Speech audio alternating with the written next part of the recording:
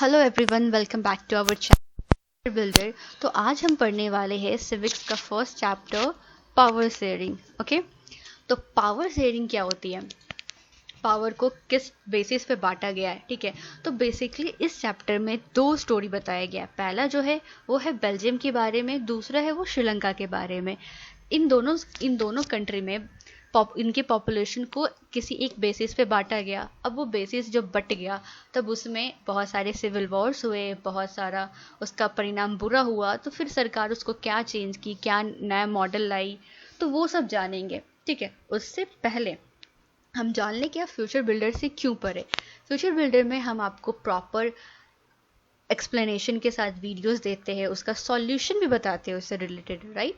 और अगर आपको कोई भी प्रॉब्लम हो, कोई भी क्वेश्चन हो, आप कमेंट बॉक्स में आप उसे मैसेज करो, हम आपको इंस्टेंट उसका सॉल्यूशन देंगे। अगर वो आपको क्वेश्चन ज़्यादा वैल्यूएबल लगेगा तो हम उस पर प्रॉपर एक वीडियोस भी बनाएंगे। ठीक है, लेक्चर आपके सिलेबस के अकॉर्डिंग होंगे, जो सीबीएसई के बेसिस पे होते हैं, जो एनसीईआरटी बुक फॉलो करते हैं, चाहे वो स्टेट बोर्ड्स हो या सीबीएसई बोर्ड हो, एनसीईआरटी तो फॉलो होती ही हुए। ठीक है, हम science, social science, mathematics 9th-10th के कवर करते हैं। ऑलमोस्ट हमारे चैनल पे 60+ स्टडी वीडियोस अपलोडेड है। अगर आपको एक्स्ट्रा बढ़ना है, कुछ आगे बढ़ना, तो जाके आप प्लेलिस्ट चेक कर लो। ठीक है, ये न्यू सेशन है, न्यू वे से पढ़ाएंगे क्योंकि हमें बोर्ड्स 2022 बहुत ही अच्छा निकालना है बच्चों का। ठीक है, अगर आप हमारे चैनल फॉलो करते हैं तो हम आपके बेस्ट ऑनलाइन स्टडी पार्टनर बन सकते हैं। ठीक है, अब हम अपने चैप्टर पर मूव करते हैं, पावर शेयरिंग। पावर शेयरिंग का आप जैसे एनसीईआरटी बुक खोलोगे, आपको सबसे पहले ये इथनिक वर्ड हाईलाइटेड बोल्ड मिलेगा, जो कि अगर कोई भी ऐसा चीज़ बोल्डेड दिखता है तो मान लो कि बोर्ड्स इसे पूछने वाला है, ये कंफर्म है कि हाँ इसके चांसेस ज़्यादा है कि ये क्वेश्चन पूछे जाएंगे। ठीक है, इथनिक क्या होता है? इथनिक मीन्स होता है social division based on shared culture and common descent. People belonging to an ethnic group need not have the same religion और नेशनलिटी।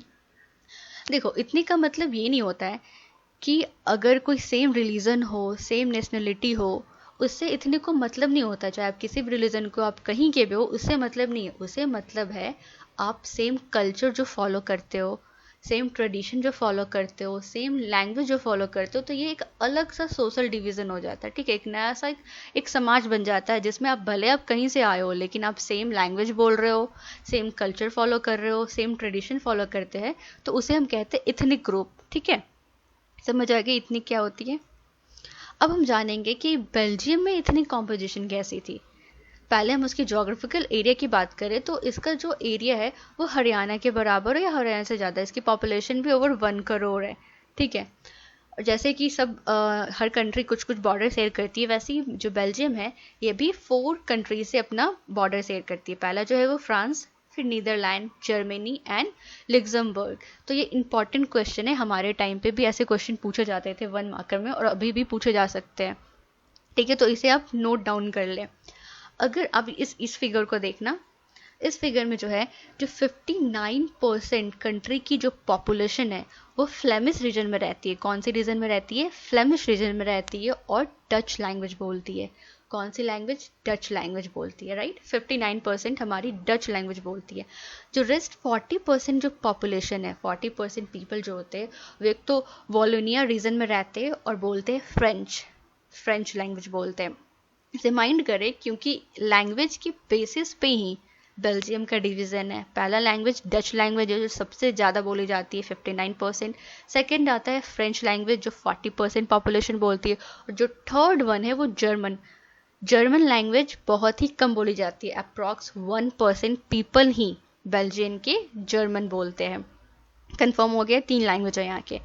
जैसे कि अब अगर मान लो आप एक स्कूल में पढ़ रहे हो, अगर स्कूल का टोटल पॉपुलेशन देखा जाए बॉय और गर्ल के बेसिस पे, ठीक है, तो मान लो कि आपके जो स्कूल का पूरा पॉपुलेशन उसमें सबसे ज़्यादा बॉय है, लेकिन आपके क्लास में सबसे ज़्यादा पॉपुलेशन गर्ल की है।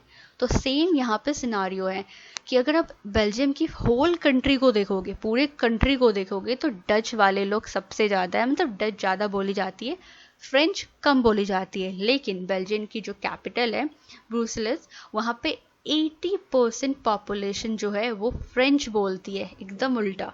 80% पॉपुलेशन फ्रेंच बोलती है और 20% ये पॉपुलेशन डच बोलती है। तो ये माइंड में क्लियर कर ले। पूरे कंट्री की बात करेंगे तो डच लैंग्वेज ज़्यादा बोली जाती है, फ्रेंच कम बोली जाती है, बट पर्टिकुलर बेल्जियम की कैपिटल की बात करेंगे तो फ्रेंच सबसे ज़्यादा बोली जाती है, डच कम बोली जाती है। आगे हम बेल्जियम का देखेंगे कि जो फ्रेंच स्पीकिंग पीपल है, यहाँ पे होल कंट्री की बात हो रही है, पूरी कंट्री की बात हो रही है यहाँ पे, कि फ्रेंच बोलने वाले लोग बहुत ही माइनॉरिटी है, क्योंकि 40% ही जो पॉपुलेशन है वो फ्रेंच बोलती है, तो नॉर्मल सी बात है कि ये माइनॉरिटी है। ये माइनॉरिटी, इनकी संख्या कम है, लेकिन ये बहुत ही ज़्यादा रिच है। मतलब डच के हिसाब से ये काफ़ी ज़्यादा रिच है और पावरफुल है। वहीं डच की बात करें, ये पूरे कंट्री में 59% पॉपुलेशन है जो डच बोलती है, लेकिन इनकी नंबर ज़्यादा है, इनकी संख्या ज़्यादा है, लेकिन ये इकोनॉमिक डेवलपमेंट इनका फ्रेंच के कंपैरिजन कम है, और इनको एडुकेशन भी फ्रेंच स्पीकिंग पीपल के कंपैरिजन बाद में हुआ है। ठीक है, ये समझ आएगी। डच हमारा जो है वो मेजॉरिटी है पूरे कंट्री में, लेकिन माइनॉरिटी है कैपिटल में। दूसरी बात, इनकी एडुकेशन की बात कर लो या इनकी फाइनेंशियल या इकोनॉमिक डेवलपमेंट की बात कर लो तो वो फ्रेंच से कम है। 40% पीपल 59% पीपल से ज़्यादा रिच है और पावरफुल है। ये चीज़ डच वाले को पसंद नहीं आई, क्योंकि ये बहुत ही ज़्यादा संख्या में है कंट्री में, लेकिन ये रिच कम है, पावरफुल कम है, तो ये बात इन्हें पसंद नहीं है, जिसकी वजह से 1950s और 1960s के बीच में इन लोगों के बीच में बहुत तनाव हुआ, बहुत टेंशन हुआ, बहुत झगड़ा हुआ। ठीक है, यही रीज़न था, क्योंकि ये बहुत ही एक तो पहली बात कम संख्या है, रिच है, पावरफुल है, और हम इतने ज़्यादा संख्या होके भी इनके बराबर नहीं है। तो ये एक बहुत ही टेंशन की बात थी, झगड़े की जड़ बन गई थी 1950s और 1960s के बीच में। ठीक है, वहाँ पे हमारा बेल्जियम का जो स्टोरी है वो कंप्लीट हुआ, उसके पॉपुलेशन का डिवीज़न कंप्लीट हुआ, और हम रीज़न भी जाने कि 1950 और 1960s के बीच में इनमें झगड़ा हुआ फ्रेंच बोलने वाले और डच बोलने वाले के बीच में। ठीक है, अब इसका हम आगे सॉल्यूशन जानेंगे कि इनका सॉल्यूशन क्या निकला। ठीक है, अब हम पढ़ेंगे श्रीलंका के बारे में। हम श्रीलंका की स्टोरी में चले आए, पीछे वो खत्म हुआ, अब श्रीलंका की स्टोरी शुरू होती है आपकी बुक में। श्रीलंका को अगर आप देखेंगे तो यहाँ पे दो मेजर ग्रुप है, यहाँ पे दो ग्रुप सबसे ज़्यादा मेजर है, दो ग्रुप में बटा हुआ है श्रीलंका। पहला जो है वो श्रीलंकन तमिल है, दूसरा जो है वो इंडियन तमिल है। श्रीलंकन तमिल कौन होते हैं? जो प्रॉपर श्रीलंका के हैं। ठीक है, उनके जितने भी फोर फादर, जितने भी दादा वगैरह, बहुत सारे जनरेशन जो श्रीलंका का ही है, नेटिव है वहाँ का, तो उसे हम श्रीलंकन तमिल्स कहते हैं। इंडियन तमिल्स कौन होते हैं? इंडियन तमिल्स भी यहाँ के नेटिव है, क्योंकि इनकी जो पूर्वज थे वो पहले इंडिया में थे, अब वो पूर्वज यहाँ पे आ गए और वो लोग श्रीलंका में ही बस गए, तो वो लोग भी यहाँ के नेटिव है, लेकिन उनके जो पूर्वज थे वो पहले इंडिया में रहते थे, इसीलिए उनको हम कहते हैं इंडियन तमिल्स। ठीक है, ये दोनों सोशल ग्रुप पता चल गई आपको श्रीलंका में कौन है। अब हम बात करते हैं वहाँ की लैंग्वेज की। यहाँ पे भी लैंग्वेज के बेसिस पे डिवीज़न है। अगर हम पूरे पॉपुलेशन को देखें तो 74% पॉपुलेशन सिन्हाला बोलती है। ठीक है, 74% पॉपुलेशन सिन्हाला बोलती है, और 74% पॉपुलेशन फॉलो करता है बुद्धिज़्म रिलीजन, वो बुद्धिज़्म को फॉलो करते हैं। ओके, 74% पॉपुलेशन बुद्धिज़्म को फॉलो करती है। अब रेस्ट बची 18% पॉपुलेशन। 18% पॉपुलेशन तमिल लैंग्वेज बोलती है। कौन सी लैंग्वेज बोलती है? तमिल लैंग्वेज बोलती है। और इनमें जो 18% लोग हैं, या तो वो हिंदूज को फॉलो करते हैं या मुस्लिम, मतलब वो या तो हिंदू है या तो मुस्लिम है। ठीक है, और 18% को यहाँ पे मैं आपको बताऊँ डिवाइड करके कि 18% में से 30% लोग श्रीलंकन तमिल है और 5% लोग इंडियन तमिल है। ठीक है, जो कि तमिल बोलते हैं और फॉलो करते हैं हिंदू और मुस्लिम को। ये रिलीजन फॉलो करते हैं, राइट? रिलीजन की बात हो रही है यहाँ पे। जैसे कि बता दूं मैं कि बहुत सारे जितने भी सिन्हाला होते हैं मैक्सिमम वो लोग बुद्धिज्म फॉलो करते हैं, और जो बचे तमिल लैंग्वेज बोलने वाले वो हिंदू या मुस्लिम वाले धर्म को फॉलो करते हैं। अब हम 74 की बात कर ली, 18% की बात हो गई। अब यहाँ पे आता है 7%। 7% लोग यहाँ पे क्रिश्चियन है। 7% लोग यहाँ पे क्रिश्चियन है, जो कि दोनों बोलते हैं, वो तमिल भी बोलते हैं, वो सिन्हाला भी बोलते हैं। ठीक है, क्रिश्चियन लोग क्या करते हैं? वो तमिल भी बोलते हैं और सिन्हाला भी बोलते हैं। 7% लोग हैं ये। इन श्रीलंका जो सिन्हाला कम्युनिटी है, जो सबसे ज़्यादा मतलब जो मेजोरिटी में बोली जाती है सिन्हाला, तो सिन्हाला कम्युनिटी है वो, नॉर्मल सी बात है, उनकी पॉपुलेशन ज़्यादा है, तो वो कुछ होता है ना बेनिफिट्स इंजॉय करते हैं, उनको मेजोरिटी ज़्यादा मिली है तो वो लोग कुछ बेनिफिट्स भी उनको मिलती है, और वो चाहते हैं कि ये जो बेनिफिट है वो पूरे कंट्री में हो, मतलब उनका दबदबा पूरे कंट्री में हो, ठीक है। जिसकी वजह से ये टर्म आता है मेजोरिटेरियनिज्म, ठीक है। ये जो टर्म है इसका मतलब क्या होता है कि जो मेजोरिटी कम्युनिटी है, जो सिन्हाला कम्युनिटी है, वो चाहती है कि वो कंट्री को रूल करे, चाहे वो अपने अपने तरीके से कंट्री को रूल करना चाहती है। उनको कोई मैटर नहीं है कि जो हमारी माइनॉरिटी कम्युनिटी जो हमारे साथ रहती है, जो तमिल साथ में रहते हैं, इंडियन तमिल साथ में रहते हैं, क्रिश्चियन रहते हैं, उनकी विशेष उनकी ज़रूरतों को उनसे मतलब नहीं है, मतलब इनकी चीज़ों को कुचल के, मतलब उनकी ज़रूरतमंद उनकी इच्छा को कुचल के वो अपने तरीके से कंट्री को रूल करना चाहते थे, ठीक है। उसको हम कहते हैं ये टर्म, राइट। जिसकी वजह से वो मतलब ये चीज़ क्या होती है, इस चीज़ को हम एक सिंपल वे से कहते हैं कि वो अब सिन्हाला अपना दबदबा बनाना चाहता था पूरे कंट्री पे, और वो बनाया भी। जब जैसे कि इंडिया जो हमारा है वो 1947 में आज़ाद हो गया था, लेकिन श्रीलंका 1948 में इंडिपेंडेंट हुआ, ठीक है। इंडिपेंडेंट होने के बाद इलेक्शन हुआ, जैसे कि किसी डेमोक्रेटिक कंट्री में होती है वैसे इलेक्शन हुई।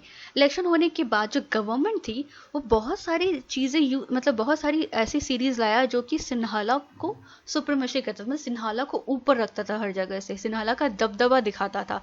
ऐसे ऐसे रूल आने लगे इलेक्शन के बाद, ठीक है। उसमें कौन कौन सी चीज़ें थी जो सिन्हाला को ऊपर रखती थी, कौन कौन सी ऐसे क्वेश्चन पूछे जाएंगे और पूछे भी जाते भी कि कौन कौन सी ऐसी चीज़ें हैं जिससे सिन्हाला को ज़्यादा सुप्रीमेसी मिलता था, ज़्यादा ऊंचा ओहदा मिलता था, दबदबा बनता था।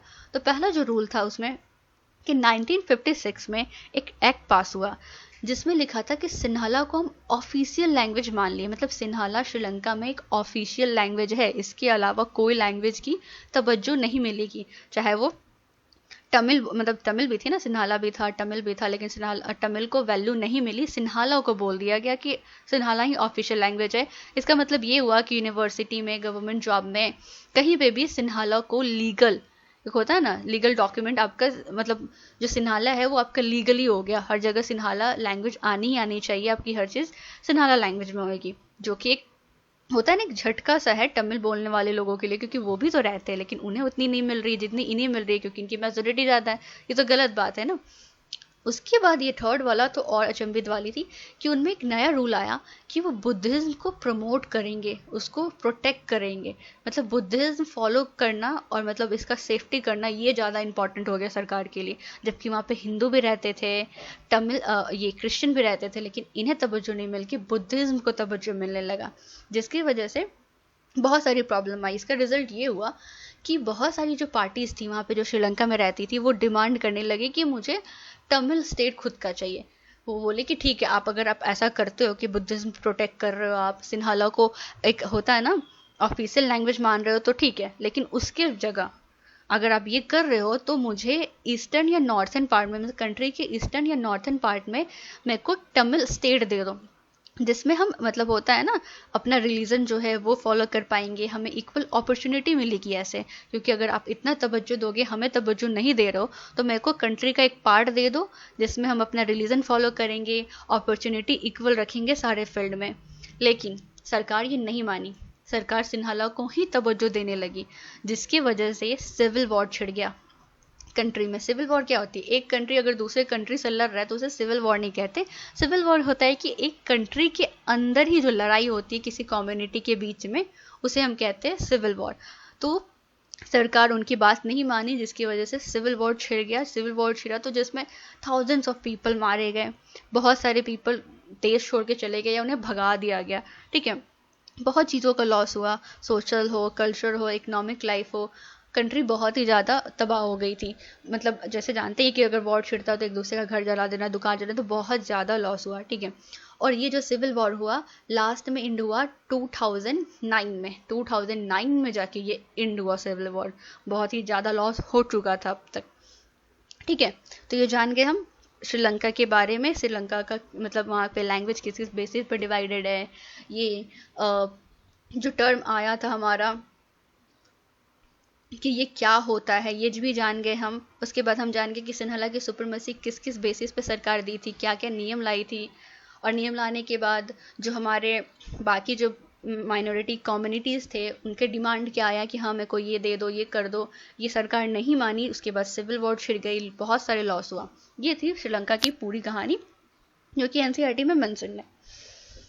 अब हम आते हैं कि इतना कुछ होने के बाद बेल्जियम में, श्रीलंका स्टॉप हो गया, बेल्जियम की बात करें। बेल्जियम में जो मैंने बताया था, जो डच लैंग्वेज थी, जो फ्रेंच लैंग्वेज थी, वो दोनों की कम्युनिटी के बीच में हुई थी। उसके बाद बेल्जियन एक पावर शेयरिंग मॉडल लाया, वो एक कुछ रूल लाया। वो रूल क्यों लाया? देखो, जो पावर शेयरिंग अरेंजमेंट है जो बेल्जियम लीडर्स के द्वारा किया गया है, वो काफ़ी ज़्यादा डिफरेंट है और बाकी कंट्रीज़ के हिसाब से बहुत ही ज़्यादा अलग था और आइडिया वाला था। ठीक है, यहाँ की जो सरकार थी और जो लीडर थी वो बहुत चीज़ सोचा, बहुत ज़्यादा चिंतन किया इस चीज़ पे डच और फ्रेंच के वॉर में। उसके बाद वो रूल निकाला, उसके बाद वो अपना आइडिया लगाया कि हम पहले जानेंगे अपने कंट्री में किस चीज़ को लेकर हमारे कंट्री में कन्फ्लिक्ट हो रही है, झगड़े हो रहे हैं, या हमारा कंट्री अच्छे से नहीं चल पा रहा है। तो वो नोटिस किया रीजनल डिफरेंस, अपने कंट्री में वो रीजनल डिफरेंस को नोटिस किया कि हाँ यहाँ पे डिफरेंट डिफरेंट रिलीजन के हैं। कल्चर को नोटिस किया कि यहाँ पे बहुत सारा कल्चर डाइवर्सिटीज़ है और इसको इक्वल मेंटेन करने की कोशिश किया। ठीक है, इसको मेंटेन करने की कोशिश किया कि हमारे कंट्री में शांति बने। इसी मेंटेन करने के लिए 1917 से लेके 1993 तक वो अपने कॉन्स्टिट्यूशन में 4 बार तक चेंज कर दिया। ठीक है, इस चीज़ को मेंटेन करने के लिए, अपने कंट्री में शांति लाने के लिए वो 1917 से लेके 1993 तक अपने कॉन्स्टिट्यूशन को 4 बार चेंज किया, तब जाके उसको परफेक्ट मॉडल मिला कि हाँ हम ये चीज़ फॉलो करेंगे अपने कंट्री में तो हमें रिलीजन डिफरेंस का भी सामना नहीं करना पड़ेगा और ना ही कल्चर डाइवर्सिटीज़ हमारे सरकार चलाने में या देश को शांतिपूर्वक चलाने में बाधा ना डाले। ठीक है, वो चीज़ें क्या थी वो हम अपने नेक्स्ट लेक्चर में पढ़ेंगे। ठीक है, तब तक के लिए आप इतना पढ़ो और प्लीज़ प्लीज़ जाके एनसीईआरटी बुक पढ़ो जहाँ तक मैंने पढ़ाया है। अगर आपको कोई भी प्रॉब्लम दिखती हो आप कमेंट बॉक्स में आओ, आप बोलो, मैं उसको नेक्स्ट वीडियो में ठीक करूँगी या मैं पढ़ाऊँगी। अगर कुछ छूट गया, ऐसे छूटना नहीं चाहिए। और ये परफेक्ट एनसीईआरटी आप बुक पढ़ोगे, आपको पता चल जाएगा कि इससे बेस्ट नोट आपको मिल नहीं सकते। ठीक है, अभी के लिए इतना ही। Thank you.